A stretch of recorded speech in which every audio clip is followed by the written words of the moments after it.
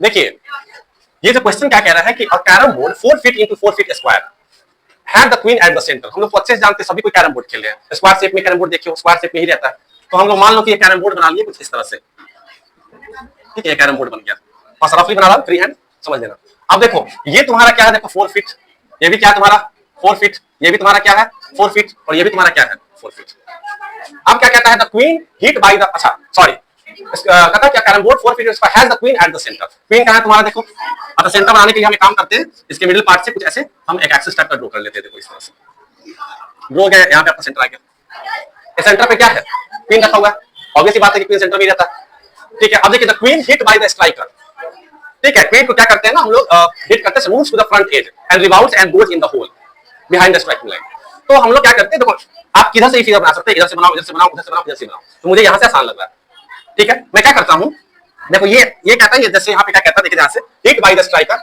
अच्छा स्ट्राइकिंग, मान लीजिए कि यहाँ पे एक यहाँ पे लाइन है, स्ट्राइकिंग लाइन, जहाँ पे स्ट्राइकर होता है, जैसे ऐसे कैरम बोर्ड होता है ना, देखो ऐसे डबल लाइन, इसमें स्ट्राइकर ऐसे रखा है। तो ऐसा मैं समझाने के लिए बना रहा हूँ, ठीक है, क्योंकि हम पॉइंट में ले रहे हैं, पॉइंट में जूम कर रहे हैं क्वेश्चन बनाने के लिए।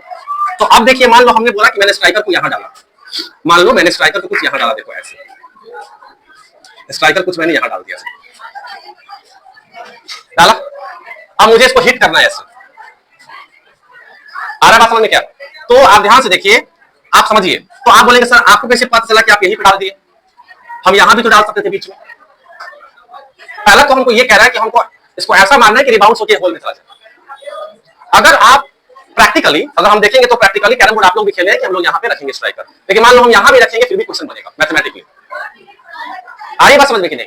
तो कैसे बनेगा वो भी हम आपको बता देते हैं। जैसे मान लीजिए अब होगा क्या, ध्यान से समझो मैं क्या कहना चाह रहा हूँ, ठीक है। तुम्हारी इच्छा है तुम इधर भी स्ट्राइकर रख के बना सकते हो, बस फिगर उल्टा हो जाएगा इस साइड। अब क्या होगा, देखो ध्यान से, ये तुम्हारा फर्स्ट वेक्टर आ गया, यहाँ तुमने इसको ऐसे मारा, उसके बाद ये क्या हुआ ना कि ऐसे आके फ्रंट एज में आके टकराया, ऐसे करके देखो ये फ्रंट एज में आया होगा और ये ऐसे आके ऐसे टकरा गया ऐसे, और टकराने के बाद क्या हो गया, रिबाउंड होकर यहाँ पे आ गया, देखिए ऐसे। तो ऐसा मैं फ्री हैंड खींच रहा हूँ, देखो ध्यान से, ऐसे रिबाउंड होकर यहाँ पे आ गया, देखो ऐसे। आ रहा बात समझ में क्या? कोई डाउट है क्या? मान लो ये तुम्हारा होल है, सब होल है, देखो यहाँ पे कैरम बोर्ड का, देखो मान लो इसको होल मान लेते हैं कुछ ऐसा, ऐसे करके ऐसे आ गया। अगर तुम इसी फिगर को इधर से रख के बनाओगे, बस ये फिगर ऐसे हो जाएगा, फिर ऐसे करके ऐसे हो जाएगा। हाँ। नहीं नहीं नहीं नहीं, वो हिट करके रिबाउंड, क्वेश्चन क्या कह रहा है, the front edge rebounds and goes in the hole, मतलब यहाँ से क्या हो गया, ये वापस हिट के चला गया। आ रही है बात समझ में क्या कहना चाह रहा हूँ? आ रही है, चलिए आगे बढ़ जाते हैं। बढ़ जा क्या? अब सबसे पहले क्या कहता है, ध्यान से देखिए, find the magnitude of displacement of the queen. कहता है ना, सबसे पहला क्वेश्चन कहता है कि find the magnitude of displacement of the queen. पहले इसको देख लेते हैं। तो डिस्प्लेसमेंट क्वीन कहां पर रखा हुआ था, सेंटर पे, क्वीन हमारे सेंटर पे है। तो क्वीन चलना यहां से शुरू हुआ, यहां पे आके रिबाउंड हुआ, फ्रंट पे टकराया, रिबाउंड होकर यहां पे आ गया। मतलब इनिशियल पॉइंट क्या हो गया, अगर ध्यान से देखा जाए तो क्वीन का जो इनिशियल पॉइंट है वो कुछ यहां पे है, और ये क्वीन का क्या है, देखो ध्यान से, ये फाइनल पॉइंट हो जाएगा, देखो ध्यान से, ये हमारा फाइनल पॉइंट हो जाएगा क्वीन का। तो इनिशियल पॉइंट को हम क्या करेंगे, ला देंगे फाइनल पॉइंट से, तब तो ये तो डिस्प्लेसमेंट निकालेंगे क्वीन का। तो देखिए अगर हम इसको मिला देंगे ऐसे करके, ऐसे करके हमने मिला दिया, तो ये हमारा क्या निकल गया, ध्यान से देखो, एक डिस्प्लेसमेंट ऐसे आ गया, ये मान लो यहाँ पे एक डिस्प्लेसमेंट ऐसे आ गया, यही डिस्प्लेसमेंट हमको निकालना है, ये आपको निकालना है क्वीन का क्या, क्वीन का डिस्प्लेसमेंट है ये वाला। आगे बात समझ में, यहाँ पर समझ में आया, आ गया। अब एक बात बताओ, तो ये जो क्वेश्चन कह रहा है find the magnitude of displacement of the queen, ये क्वेश्चन कौन सा नंबर है, ये क्वेश्चन सी नंबर है, सी नंबर सेम क्वेश्चन है। देखो मतलब अगर हम इस क्वेश्चन को बनाते हैं तो सी नंबर ऑटोमेटिक बन जाएगा। क्या कहता है, from the centre to the hole, यहां से क्या रहा देखिए, from the centre to the hole, centre क्या है, ये है होल, ये है, सेंटर से लेके होल तक का डिस्टेंस निकालने के लिए बोल रहा है। तो सेंटर से होल तक का डिस्टेंस क्या है, क्वीन का डिस्प्लेसमेंट है। तो मतलब ए और सी सेम नहीं है, ये के ऊपर वाला, ये तो ये है, हाँ ये ऊपर वाला जो है ये सी सेम है। तो अच्छा अब एक बात बताओ, अब इससे क्या मतलब है कि तुम स्ट्राइकर यहां रख के मारे थे कि यहां रख के मारे हो, मुझे तो ये निकालना है, तो मुझे ये निकालना है। तो अगर हम ध्यान से देखें तो यहाँ पे अगर हम इस लाइन को ऐसे ड्रॉ करेंगे तो ये एक राइट एंगल ट्रायंगल बनेगा, जैसे मुझे निकालना ये है। अब तुम स्ट्राइकर को कहां रखे उससे कोई मतलब नहीं है, मुझे निकालना तो ये है, ये वाला लाइन निकालना है। तो आप स्ट्राइकर को यहां रख के मारो या यहां, हमको निकालना ये है, तो हमको ये लेंथ और ये लेंथ चाहिए। स्ट्राइकर कहां रखा हुआ था इससे मुझे कोई मतलब है, बताइए मुझे ये लेंथ निकालने के लिए क्या करना पड़ेगा, मुझे ये निकालना है, ये निकालना है बस। एक बात बताइए, मान लीजिए हम इसका नाम डाल देते हैं ए बी सी डी, कुछ भी नाम डाल दो अपने मर्जी से, ठीक है, ए बी सी डी, हम लोग बीच बीच में एक नाम डाल देते हैं, मान लो ये तुम्हारा यहाँ 4 फीट लिख देते हैं और बीच में तुम्हारा नाम डाल देते हैं ई। तो बताइए ये क्वीन कहाँ पे है? सेंटर पे है। तो सेंटर से तुम परपेंडिकुलर लाइन एक ऐसा ड्रॉ करोगे, एक ऐसा ड्रॉ करोगे, तो ऑब्वियस सी बात है ई से लेके एफ तक का डिस्टेंस कितना हो जाएगा? 2 फीट। आइए बात समझिए क्या। और आपका सेंटर से लेकर, सेंटर को मान लो, वो मान लो, तो ओ से लेकर ई तक का डिस्टेंस क्या हो जाएगा तुम्हारा? देखो 2 फीट। और आप जान रहे हैं कि एससी वर्मा का जो चैप्टर बना रहे हैं, इस चैप्टर का नाम फिजिक्स एंड मैथमेटिक्स डाले हैं एससी वर्मा सर। मतलब इसमें दोनों रिवीजन चल रहा था, फिजिक्स भी और मैथ भी। ऐसा नहीं कि हम रख लिए कि हम हर जगह वही फॉर्मूला लगा दिए, कंपोनेंट या ट्रायंगल लोग एडिशन। हम देखेंगे कि ऊपर क्या रहा है। अगर ध्यान से देखा जाए तो क्लास 7 का बच्चा भी इसको बना देगा, ये वाला क्वेश्चन को, क्योंकि उसको पाइथागोरस थ्योरम पता है, फिजिक्स का फॉर्मूला लगाना ही नहीं। तो अगर हम ध्यान से देखें, हम क्या लिखेंगे? सी नंबर क्वेश्चन को पहले सॉल्यूशन करेंगे, सी नंबर क्वेश्चन को। तो सी नंबर क्वेश्चन आसानी से बन रहा है, पहले इसको सॉल्व कर लेते हैं। तो क्या लिखेंगे? देखो, from right angle triangle, from right angle triangle OEC, OEC. तो मैं क्या करता हूं, मैं लिख सकता हूं OC is equal to root under 2, देखिए 2 का स्क्वायर प्लस 2 का स्क्वायर, और ये फिट बाहर चला गया। 11th के स्टूडेंट को इतना तो डायरेक्ट कर दिया, समझ गया। अब देखिए, तो OC इज इक्वल टू कितना हो जाएगा? ये तुम्हारा देखो, ऑब्वियस सी बात है कि अगर 2 का स्क्वायर कॉमन ले लेंगे तो 1 + 1 बचेगा, तो 2 का स्क्वायर इनटू क्या हो जाएगा? 2 फिट हो जाएगा। मतलब देयरफॉर OC की वैल्यू कितनी हो जाएगी? 2√2 फीट। मतलब तुम्हारा सी का आंसर देखो क्या इतना है, सी का आंसर चेक करो। इसे तो हम लोग को ये बी और सी वाला ट्रायंगल यूज नहीं किया, ट्रायंगल से निकल गया। सी नंबर निकला ना, अब ये भी क्या निकाले? अब डिस्प्लेसमेंट निकाले। देखिए सी नंबर, कितना नंबर क्वेश्चन था ये? 8। 8 नंबर क्वेश्चन का देखिए सी, यहां देखिए सी 2√2 फीट, सी नंबर निकाले अभी। मतलब सी जो क्वेश्चन है वही क्वेश्चन ये वाला है, find the maximum displacement of the twin. अरे नहीं समझ में आ रहा है? इनिशियल पॉइंट ये है, फाइनल पॉइंट ये है, या तुम कहो इनिशियल से फाइनल, या कहो सेंटर टू द होल। समझ गए? अब आ जाइए, देखिए ध्यान से। अब आते हैं ए नंबर क्वेश्चन, यहां से स्टार्ट करते हैं। ए नंबर क्वेश्चन कहते हैं कि from the centre to the front edge. देखिए ये जो सेंटर है ना, और ये फ्रंट एज है, क्या है? ये फ्रंट एज है। तो सेंटर से लेकर फ्रंट एज तक का जो डिस्टेंस है, ये फाइंड आउट करने के लिए बोल रहा है। ये वाला फ्रंट एज है, तो इसको कैसे फाइंड आउट करेंगे? ध्यान से देखते हैं। नहीं देखिए, ध्यान से बताते हैं कैसे 2 फीट हो जाएगा। 2 फीट तो ये पूरा वाला है ना, आप समझा रहे हैं। अब जैसे देखिए होता क्या है, आप लाइट चैप्टर पढ़े होंगे, लाइट चैप्टर में आप लोग लॉ ऑफ रिफ्लेक्शन पढ़े होंगे, angle of incidence is always equal to the angle of reflection. और ये केवल लाइट में नहीं पढ़े होंगे, 9th में साउंड में भी पढ़े होंगे, सेम चीज होता है। लॉ ऑफ रिफ्लेक्शन, बहुत सारे बच्चे के अंदर एक कंफ्यूजन है कि केवल लाइट में ही होता है। लॉ ऑफ रिफ्लेक्शन हर जगह फॉलो होता है। साउंड में भी आप पढ़ेंगे तो साउंड में भी आ जाएगा, angle of incidence is always, और जाओ नॉर्मल कहा जाता है। अब किसी बॉल को ले ले, अब बॉल को मेरा इतना अच्छा निशाना है कि हम बॉल को ऐसा मारे वॉल के ऊपर कि बॉल जाए एकदम 90 डिग्री के एंगल पे यहां पे आके टकराए, तो रिटर्न भी वैसे ही हो जाएगा। जरूरी नहीं कि लाइट में हर चीज नहीं होता है, आज से समझ ले, सीख लीजिए चीज। और अगर बॉल को आप ऐसा मारते हैं, वहां पे टकरा के कुछ एंगल बना के मारेंगे, तो वहां पे एंगल ऑफ इंसिडेंस बराबर होगा एंगल ऑफ रिफ्लेक्शन के।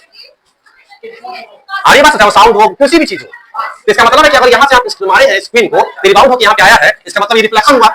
रिफ्लेक्शन हुआ तो क्या हुआ? यहाँ पे एंगल ऑफ इंसिडेंस बराबर हो गया एंगल ऑफ रिफ्लेक्शन। देख रहे हो, ये इंसिडेंट रे और ये रिफ्लेक्टेड रे, ऐसे राउंड हो गया। मतलब चूंकि हम लोग मैकेनिक्स पढ़ रहे हैं, हम इसको आई और आर लिख के नहीं लिखेंगे, दोनों थीटा मान लेंगे। तो क्या आई आर के बराबर है? आई अगर 45 है तो आर भी क्या है? आई थीटा तो आर भी क्या है? थीटा है। नहीं समझ आ रहा है क्या? मेल लग गया क्या?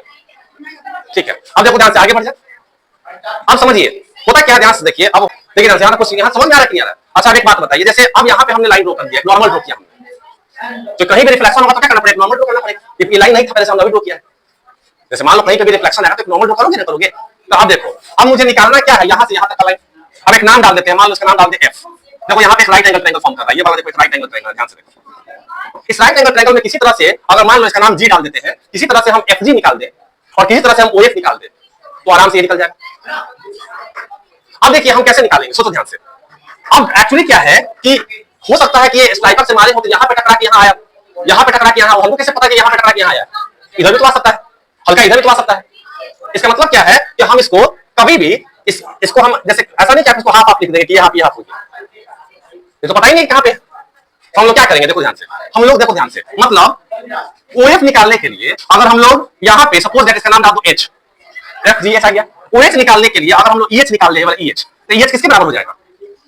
ओएच के बराबर हो जाएगा। तो मान के चलिए अगर हम ये मान लेते हैं, ध्यान से देखो, अगर हम मान लेते हैं कि यहां से यहां तक हमने मान लिया कि ये x फीट है, तो अगर यहां से यहां तक x है तो ये कितना हो जाएगा? 2 माइनस x फीट हो जाएगा। नहीं समझ आ रहा है क्या?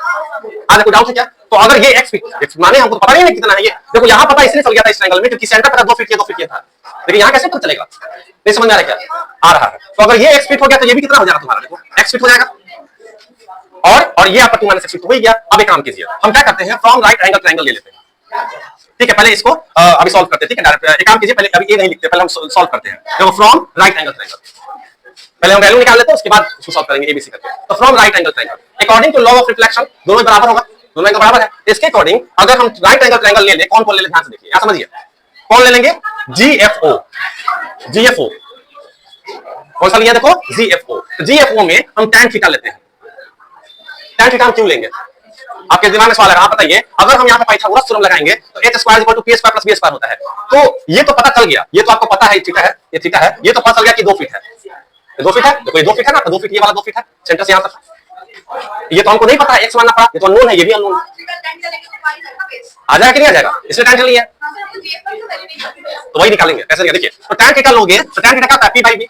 तो p बाई b होता है, तो थीटा के सामने परपेंडिकुलर ये है, तो x बाई 2 हो जाएगा, x बाई 2 आ गया। अब बता रहे हो, मान लीजिए इसको इक्वेशन नंबर 1 मान लिया, वापस हम लेते हैं अगेन ले लेंगे फ्रॉम राइट एंगल ट्रायंगल। देखो जी किस, यहां पे क्या है, जी के बाद एच सी, जी एच सी, मतलब ये वाला ट्रायंगल तुमको लेने के लिए कह रहा है, ये वाला देखो, ये वाला जी एच सी। इसमें भी तुम tan थीटा ले लो, दोनों थीटा इसलिए है क्योंकि लॉ ऑफ रिफ्लेक्शन का रूल यहां पे लगा हुआ है, आई इक्वल टू आर। तो आप देखिए tan थीटा कितना हो जाएगा, p बाई p। तो p कितना है इसका, थीटा के सामने p, 2 माइनस x बाई 4, पूरा 4 हो जाएगा, पूरा 4 हो जाएगा। इक्वेशन नंबर क्या हो जाएगा, ये 2। अब देखो x बाई 2 किसके बराबर है, tan थीटा के बराबर है। 2 माइनस x अपॉन 4 किसके बराबर है, तो दोनों इक्वेट हो जाएगा। हम लिखेंगे ना equating equation 1 and 2 we get, यहां पे लिख देते हैं equating equation 1 and 2 we get. दोनों इक्वेशन को आप इक्वेट कर रहे हो तो क्या हो जाएगा, देखिए ध्यान से, सिंस यहां पे इंप्लाई साइन दे देते हैं, x बाई 2 ये बराबर हो जाएगा 2 माइनस x बाई 4 के। अब जब ध्यान से देखो, अब हम लोग क्या करेंगे, इसको लिखेंगे 4x इज इक्वल टू कितना हो जाएगा, 4 माइनस 2x। अब देखिए यहां पे समझिए ध्यान से, नहीं समझ आ रहा है क्या, 2 टू द 4 बाई 2। अब कितना हो जाएगा, देखो ये आ गया 6x इज इक्वल टू 4, तो x इज इक्वल टू क्या हो जाएगा, 4 अपॉन 6, मतलब क्या हो जाएगा 2 अपॉन 3 फिट आ गया। मतलब x की वैल्यू कितनी आ गई, 2 बाई 3 फीट। इसका मतलब क्या आ गया, जो हमारा EH है ये बराबर किसके हो गया, देखो ये बराबर किसके हो गया, EH के, और ये बराबर किसके हो गया, OF के। मतलब हमको इस ट्रायंगल में OF निकल गया। अब देखिए ध्यान से, अब हमको निकालना क्या है, HC निकालना क्या है, HC। तो HC क्या है हमारा, 2 माइनस x फीट। HC है ना ये वाला HC, 2 माइनस x फीट है ना, ये माने 2 माइनस x। तो यहाँ पे HC कितना हो जाएगा, देखो 2 माइनस x, तो 2 माइनस क्या हो जाएगा, 2 माइनस 3। देखो 2 माइनस 2 हो जाएगा। तो अभी कितना हो जाएगा आपका, देयरफॉर अगर 3 टू द 6, 6 में से 2 गया 4, 4 बाई 3 फीट। तो ये कितना आ गया, देखो therefore HC is equal to, तो ध्यान से हम यहाँ HC लिख दिए, समझ लियो, आ गया बात समझ में। अब जब इतना आ गया तो अगेन आप ट्रायंगल ले लो, कौन सा, अगेन ट्रायंगल ले लो GFO। तो GFO अगेन देखो, अब ए नंबर सॉल्व करते हैं, ए नंबर में आप ट्रायंगल कौन सा ले रहे हैं, इन ट्रायंगल कौन सा ले रहे हैं बताओ, GFO मुझे निकालना क्या है, OG निकालना है, अंडर रूट कितना हो जाएगा, 2 फीट का स्क्वायर, 2 का स्क्वायर, अब प्लस कितना हो जाएगा, 2 बाई 3 का स्क्वायर, ये वाला 2 हो गया, 2 बाई 3 हो गया, 2 बाई 3 का देखिए स्क्वायर हो जाएगा। अभी देखो OG कितना हो जाएगा तुम्हारा, 2 टू जा 4, अब प्लस 2 टू जा 4 अपॉन 9। अब देखिए ये OG कितना हो जाएगा, देखिए 4 कॉमन भी ले सकते हैं, आप इसको ऐसे डायरेक्ट कर दीजिए, ये 9 हो जाएगा, 9 का 36 का 40 हो जाएगा, ये आ जाएगा क्या। अच्छा एक बात हम इसको लिख सकते हैं, OG इज इक्वल टू लिख सकते हैं 2 का स्क्वायर अपॉन 3 का स्क्वायर इंटू 10, 2 टू द 4 से नहीं समझ आ रहा क्या। तो देयरफॉर आपका OG कितना हो जाएगा, 2 बाई 3 रूट अंडर 10 फीट। देखो इतना आंसर दिया क्या, देखिए ना, आज आ गया, मतलब एक OG आ गया। अब देखिए OG आ गया तो अब हमको क्या निकालना है, देखो अब हमको निकालना है ये वाला, जब OG आ गया तो हमको निकालना क्या है, देखो ध्यान से, अरे बोलो, निकालना है GC निकालना है, देखो यहाँ हाँ, front test to the hole, मतलब B नंबर निकालना फ्रंट टेस्ट से लेके होल तक का। तो पाइथागोरस तुम लगाओगे तो मान लो इन ट्रायंगल फिर से लगा देते हैं, देखो इन ट्रायंगल कितना आ जाएगा, देखो GHC क्या निकल जाएगा, देखो GHC में हमको क्या निकालना बताओ, GC निकालना, रूट अंडर कितना हो जाएगा, 4 का स्क्वायर निकल गया, प्लस 4 बाई 3 का स्क्वायर हो गया, देखो 4 बाई 3 का स्क्वायर कर दो, नहीं समझ में आ रहा है क्या, आ रहा है। तो अब देखो GC इज इक्वल टू कितना आ गया, अंडर रूट 16 प्लस 16 अपॉन 9। कोई दिक्कत है क्या, कोई दिक्कत है, काम करते हैं हम लोग, GC is equal to 16 common निकाल लेते हैं, 16 4 का स्क्वायर हो जाएगा, तो 1 प्लस कितना हो जाएगा, ये 1 बाई 9 आ जाएगा, 9 का 10 बाई 9 आ गया। चलिए अब इसका मतलब क्या हो जाएगा, ये GC इज इक्वल टू हो जाएगा ये आपका ये 4 स्क्वायर इंटू कितना हो जाएगा, 10 बाई 9 हो जाएगा। अच्छा इसी को हम लिख सकते हैं 3 का स्क्वायर इंटू 10 हो गया, तो देयरफॉर GC कितना हो जाएगा आपका 4 by 3 under root 10 feet. Answer आया समझ में कि नहीं आया। तो पूरा का पूरा क्या है, मैथमेटिक्स है, और चैप्टर का नाम ही है फिजिक्स एंड मैथमेटिक्स, या दोनों रिवीजन करवाया जा रहा है क्योंकि mathematics is the language of physics. कोई डाउट है क्या, अगले क्लास में हम लोग मॉस्किटो वाला एक क्वेश्चन है वो देख लेंगे, फटाफट आगे बढ़ेंगे, सिलेबस कवर करेंगे। आशा करते हैं कि प्रॉब्लम का समझ में आ गया होगा।